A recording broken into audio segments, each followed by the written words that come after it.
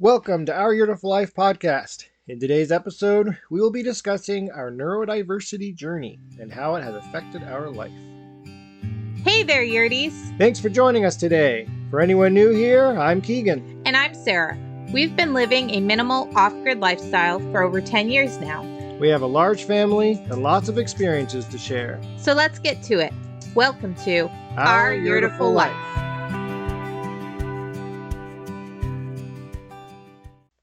Hey Yurties! Today we're going to be discussing neurodiversity. And this is a topic that we have never publicly discussed. You're getting the inside scoop. Not in depth or in any way. And this has really been a very important part of our journey, especially in the last several years, and has really impacted our family in many ways. And so, Keegan, why don't you take it away? Well, okay. So why we really went for a diagnosis was I always realized I was different with people around me. That it was more than just social awkwardness. It was that I felt like I had to figure out things that some people seem to understand naturally, or they just all seem to have secret information I couldn't get access to in social circumstances. I especially realized this in college. That's when I really started to become exposed to a lot of social, social exposure on a daily basis. And so, because I was raised as an only child, so I kind of had minimal social exposure growing up. I was always forced to fit in whatever I had to try to figure out groups and try to mimic or imitate rather than understand why they do what they do, or to them it seemed to come naturally, just something they wanted to do. And I was always seen as being different, and it was not seen as okay. It wasn't allowable in the way I grew up. And this isn't just socially okay, but it was from your family as well. You had the pressure that the way you were wasn't okay to be different. Adjust things, right? So as I became a young adult and married life, and having my wife, which has been very helpful in this journey, realizing that Keegan, that's not considered normal. It's okay, I love you, but that's not what most people do. And really, I thought that's just everybody thinks about that 3 times before they do it, or whatever, things like that. So all these things led us to trying to better understand to help me. So that's where we went the direction of an actual diagnosis. So I would say, from my point of view, ever since I knew Keegan, I knew he was different than most other guys I'd ever known. And he was special and unique. And I just loved everything about him and the way he thought. And I knew he thought differently and had different quirks or tendencies compared to most other guys. But I appreciated those things and embraced those things. And as married life, things come up and things get different, and you see even a different aspect, and you start to delve into the deeper layers even of life and understanding. And I started to see his frustration on different things in a way I'd never seen before, and brushed it off as, okay, it's this or it's that. But as the years went by, things kept growing and coming to ahead in different ways. And I started to realize, I think this is more than just the way Keegan was raised. I think it was more than just the way he was taught that he has to form and fit in and think. I really believe there's something more going on. And as we started to have children, and I saw some of those same traits and tendencies picking up in the children, it really started to make me question and research. And I dove into a lot of research before I even ever approached Keegan with the idea of, I wonder if you have some neurodiversity here. I went into a lot of research, and then I started to write down and note all of the different little things that could be correlations.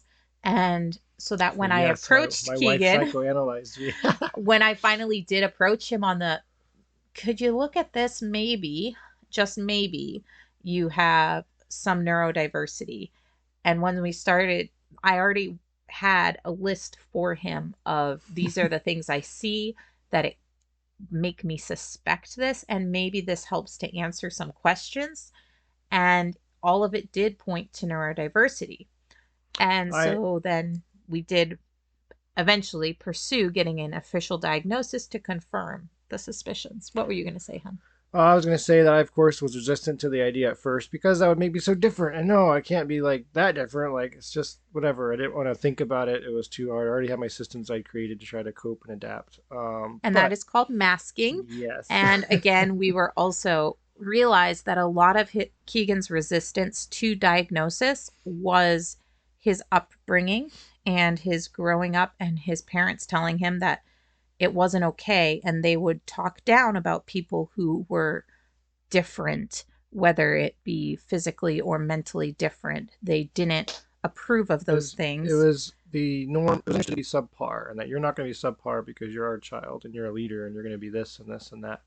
So it wasn't allowable to be different in that way. And we know that neurodiversity just is that. It is a brain condition that is diverse. It is different than other people, but it doesn't mean bad. It actually has some amazing benefits that have helped in life, but neurodiversity is not a bad thing. It is not a negative thing. It is actually part of just what makes us unique, not or makes our family unique, having a neurodiverse family. So, in case you're not aware, listening to this, neurodiverse individuals, literally for whatever reason, their brain is physically wired differently than maybe the common populace or what most people you'd run into on the average street. They might be wired in a different way, which makes us use different parts of our brain for certain functions. And so this neurodiversity encompasses a whole spectrum. You can have OCD, ADHD, autism, dyslexia, anxiety. These are all things that can be part of neurodiversity. Some people argue that those things are only caused by vaccines, and that is not the debate that we're going into today. We're There not debating the is why. science that this is just how some brains are wired, regardless of outside influences. There is a base wiring here at stake. And So it's not something you grow out of. It's not something you can learn to change. It's something you have to work with. so, getting back to when you were diagnosed, how did that make you feel? Being an adult and answering that question, yes, you have a diagnosis. You are neurodivergent. You're not the same as Well, the general populace. How did that make you Well, feel? taking a little step back first, I was very hesitant to do a actual diagnosis. Biggest thing reason why was I was afraid it would show, nope, there's nothing wrong here. You're just normal. You gotta get over it. So I was very worried that the diagnosis ended up being, no, you're not autistic or in any way have any issue. You just need to learn to better adjust with your issues. However, going through the diagnosis, we had a very good person who did it. She did a very good job, and uh, and she did give a very thorough breakdown of my particular diagnosis. I am what we hear called a lot in the YouTube world ADHD, which is autism and ADHD mixed, both of them together at the same time. And so this causes a lot of anxiety. It can cause a lot of anxiety. And you also have some OCD in there. Yeah, a little bit of OCD sprinkled in. Again, we started recognizing these traits in our children as well. Our children do not have an official diagnosis. However, we can see these same traits that have been diagnosed in me as their father. And so now we have a better way to address them. So I would say, going back to your question, Sarah, how did it make me feel? It made me feel relieved because I had at least some answers to why I thought the way I did, and realizing that I wasn't alone in that for the first time, realizing there were others. In order for them to form a diagnosis, they had to have others to study that had similar traits and patterns. So obviously, there's others like me or similar to me in this way. Although I might be different from those I know around me, I'm not alone in this. And so, really, what changed? We had the diagnosis. We got an answer of yes, you are unique in the way your brain is wired, but you are not alone in this uniqueness. What changed for you in that? Well, for me, I'm an information guy, so it gave me the information I needed that these are the specific things that are different and what they've recognized clinically that if you have this, you tend to struggle with these things. And so when I could see that, now I know what I'm dealing with. Now I know the animal I'm handling in a sense, how my brain works and how to now better cope with So it's my given you more surroundings. grace for yourself. and Yes, given you maybe some more more hope. understanding. Yeah, more hope, definitely. More hope because I understand myself a little bit better. I don't think anybody ever fully understands themselves in their lifetime personally, but I do understand myself better than I did 10 years ago. Now I know why I get agitated. Why does this agitate me so much? Instead of just being agitated and not knowing why, now I know how I got there a little bit better. I know that because of this part of my brain, it doesn't like change. It's very hesitant to change, even if it's good change or just a surprise or a sudden change. That alone is enough to make me feel very anxious and stressed out. So if I'm feeling stressed out, I have to analyze what just changed in my surrounding, or is there something I need to have time to cope with? I need to walk away in order to adjust myself and go into it with the right mindset rather than getting angry or upset. So it puts some tools in your toolbox. Yes, yes, it did. And I think for me, what changed was a better understanding, a better compassion, and it gave me more of the mindset that I was on the right track. So it was confirmation there, but it also gave hope and encouragement for me as a wife and mother. You know what? Maybe I'm not doing things wrong on those days where I'm feeling like, oh, I can't do anything right. Everything is going wrong with parenting or in marriage. What am I doing wrong? Realizing that, you know what? It's not always just me. It's not my fault. It's the way we're communicating. It's the way his brain's wired versus the way my brain is wired. I'm considered neurotypical. And so that means I am not on the same page all the time in the way events affect me. Um, so it gives me more grace in understanding where Keegan's coming from and things. And it also gives me more grace and hope with myself that I can better use these tools to help him, help our family. And then, yeah, you mentioned earlier children, and each one of our children is very unique. And we do have the whole gamut of neurodiversity. No, we have not pursued official diagnoses for the children at this time. We are very open with them and have a lot of discussions, but it's not something we want to pursue until they're ready to pursue it themselves. We feel like that's part of their journey, and if they desire to have a official diagnosis when they're older, we will definitely support and encourage them in doing so. But We want to avoid labeling to some degree as a young child.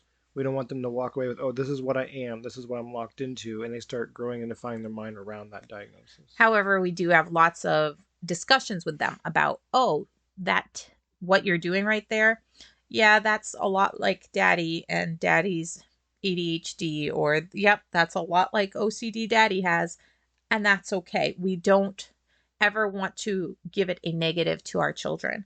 We are also working very closely with our children and with their care providers to ensure that all of their needs are being met, their physical and emotional and medical needs. Um, each of our children is unique and different, and we want to make sure that every aspect of their unique person is cared for. So, the outcome of this official diagnosis and realizing what we're dealing with, we have tailored our life for neurodiversity. And that means in the home, we do things such as we've chosen to homeschool our children.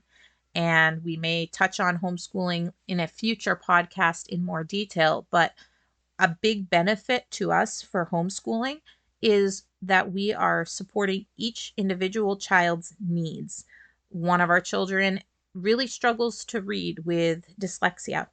And while we pursue different therapies for that and training in that, we realize that's a struggle this child has, and we are going to tailor our schooling curriculum and around that child's needs.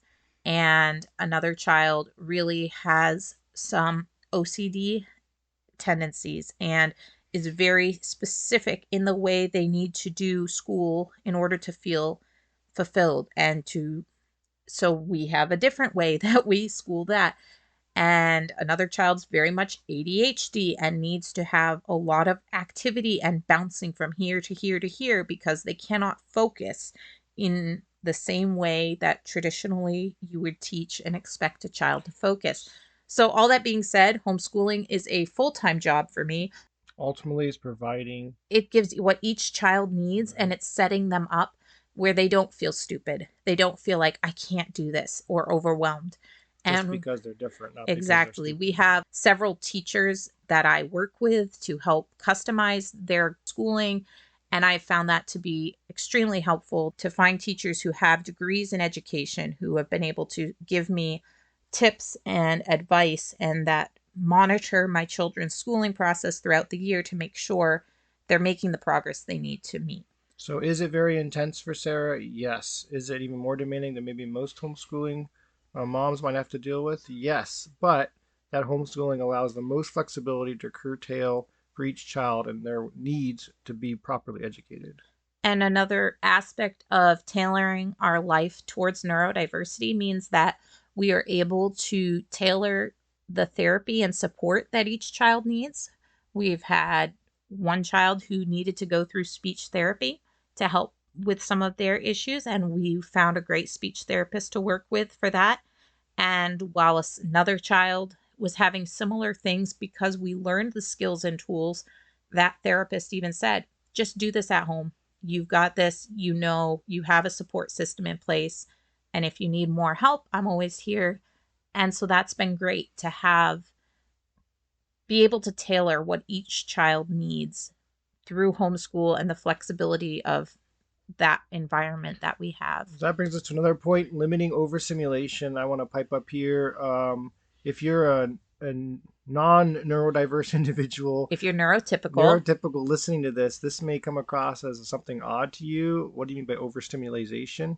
I think no matter what kind of neurodiversity someone has, it seems to all link back to being overstimmed or overwhelmed with information all at once. And usually this is environment, so there's a lot of noise in the environment. I found this to be my biggest kicker, my big thing, and also my children. If I'm starting to get agitated or just feel very overwhelmed, it's usually due to a lack of being able to distance myself from noise, at least for even a short period, like 5 minutes, to rebalance myself. This can be something as simple as just walking into a coffee shop or the grocery store, doing groceries. You're surrounded by just general public, people talking, music going on all of that. I can handle it to a point, but then going from there into a busy vehicle full of kids all yelling, screaming, talking, whatever, and maybe music, and then also going to some event or something, all of that compiled one after the other without any break in between, that can really start to wear and get me highly anxious and upset. So we've learned to try to factor little breaks through our routine, not only for myself but also our children, to know when they need that time to distance, or to teach them that that's what they need. As a child, they may not realize that that's what they need, but to teach them to take a small break, and it helps to rebalance them and give them the ability to go to the next thing that has a lot of information or noise or input surrounding them. so I personally feel like this is one reason we really thrive in a more homesteading environment. It's more a peaceful country life. It's distancing ourselves from the noise input of a city and the hustle and bustle of city or even suburbia dwelling life. And part of limiting overstimulation as a mom means having to say no to social engagements, trying to balance um, socialization and friends and play dates, balance that with the knowledge that my children can only handle so much.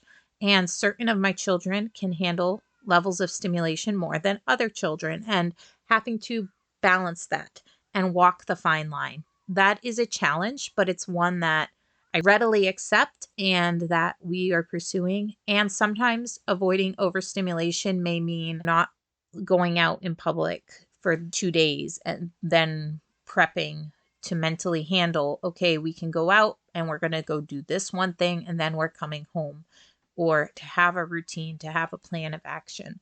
And also in the home, trying to live and set up the house to avoid overstimulation in the house, paying attention to the type of lights in the home because fluorescent lights really can cause overstimulation, trying to decrease the noise, living more off grid without constant electrical appliances running and giving that background feedback noise. That's a big one for me. That we've realized that that really was adding stimulation to Keegan. So cutting out the background noises really has helped Keegan with his calmness and being able to handle things better. Yeah, just trying to take into aspect even the stimulation of clutter and working on decluttering, minimizing, simplifying things, streamlining, using labels, making things more organized really helps my neurodiverse family. And that's been really great for me to learn, and something that I've also had to work on is providing lots of time and opportunity for processing. If there's a change, even if it's a good change, a lot of my family is resistant to that. And so working through giving time. So I think that's important aspect Sarah just brought up for children. They're dealing with this as a child. They're not going to understand what they're dealing with. Us as the adults, it's our responsibility to try to help them through that and teach them better habits right away. We're not trying to teach them be like everyone else or this is bad about you. We're trying to teach them this is how you work with that and make it a benefit and not let it make you angry or anxious or slow you down all the time. Right. We're definitely trying to give them the tools when they have things where they're feeling overstimulated and or they need to stim. Which would mean doing something with their hands or talking or even saying a certain phrase over and over. So there's a lot of different ways that stimming looks, rocking, tapping your feet, things like that. And so giving our children the tools to recognize when they are stimming and to think about why are you stimming? And it's not bad to stim if that's what your brain or your body needs, but let's find an appropriate way to do it where you're not causing frustration and distraction to other people, but that you're still meeting the need that your body and your brain has. That's been a cool thing for me to learn and something I'm constantly being challenged and working at with my kids and with my husband even. And another part of tailoring our life for neurodiversity has been tailoring our life to pursue special interests. One thing I have learned is that special interests can come and go. They can change extremely fast depending on the person, but some of them stay longer. One of our children is extremely specially interested in mechanics.